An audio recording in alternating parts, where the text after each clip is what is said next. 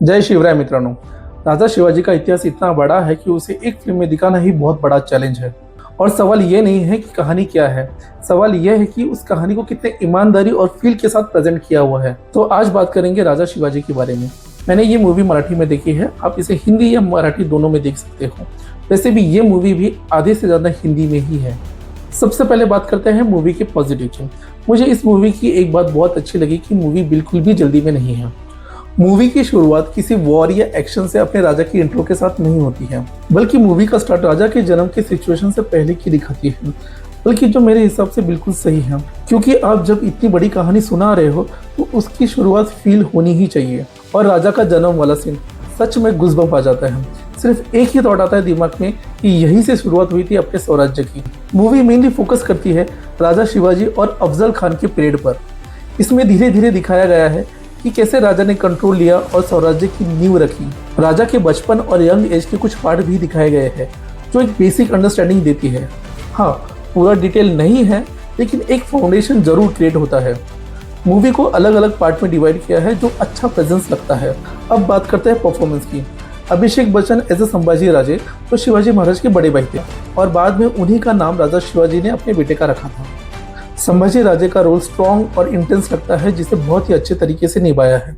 Sanjay Dutt as Afzal Khan, उनका screen presence naturally powerful है। विद्या बालन काम और स्ट्रॉन्ग पर्सनैलिटी के साथ दिखती है और बाकी सभी एक्टर ने अपने रोल को अच्छे से हैंडल किया है। डायरेक्शन की बात करें तो रितेश देशमुख ने ऑनेस्टली काफ़ी मेहनत की है। मूवी का पेस फर्स्ट हाफ में थोड़ा स्लो लगता है, लेकिन वो इंटेंशनल है क्योंकि हिस्ट्री को समझने के लिए थोड़ा टाइम देना पड़ता है।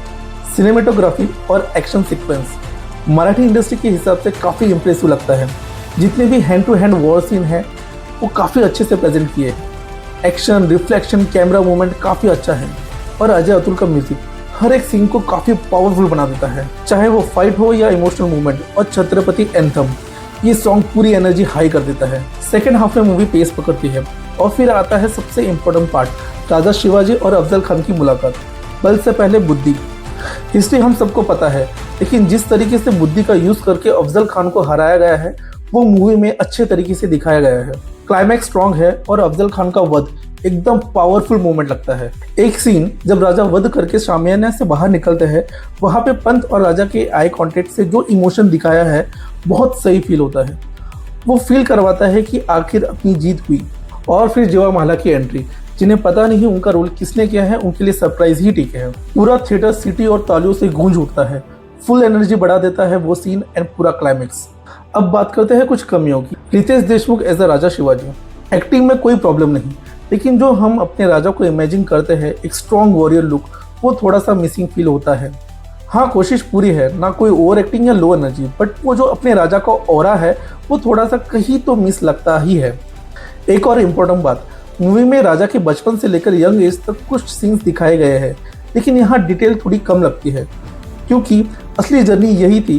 कैसे उन्होंने लोगों का ट्रस्ट जीता, कैसे लोगों के बीच में रह के मामले जमा किए, कैसे आर्मी बिल्ड की और कैसे गुरिल्ला वॉरफेयर को एक्सपांड किया। अगर ये पार्ट और डेप्थ में दिखाया जाता तो मूवी और स्ट्रॉन्ग बन सकती थी।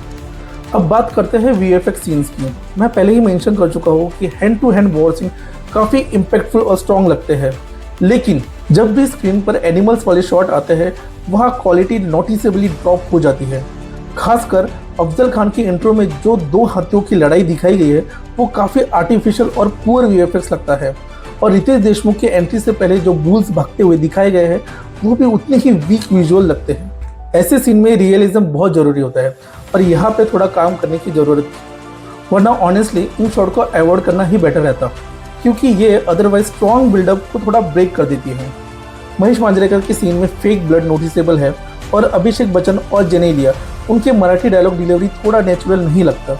जेनेलिया का एक्सप्रेशन स्ट्रॉन्ग है, लेकिन लैंग्वेज फ्लो स्लो लगता है। और जीवा माला की एंट्री सच में एक हाईलाइट मूवमेंट लगती है, लेकिन उसका रोल ज़्यादा एक्सप्लोर नहीं किया। अगर उसके साथ थोड़ा और वॉर सीक्वेंस एक्सटेंड करके थोड़ा और स्क्रीन टाइम देकर बड़ा स्किल क्रिएट किया जाता तो ये पार्ट और भी इम्पैक्टफुल बन सकता था और ऑडियंस को उस कैरेक्टर से और स्ट्रॉन्ग कनेक्ट मिलता था। ओवरऑल रितेश देशमुख और उनकी टीम की मेहनत क्लियरली दिखाई देती है। एज अ मराठी फिल्म ये एक बहुत बड़ा अटेम्प्ट है। कुछ कमियां जरूर है, लेकिन इंटेंशन और रिस्पेक्ट दोनों क्लियर है। और एक बात फिक्स है, अपने राजा का इतिहास जब भी स्क्रीन पे आएगा हम उसे देखने जरूर जाएंगे। अगर आपने ये मूवी अभी तक नहीं देखी तो एक बार जरूर देखिए और उम्मीद है कि आगे जाके हमें अपने महाराज का इतिहास और भी बड़े स्केल पे देखने मिलेगा। जय Shivrai, thank you and bye bye.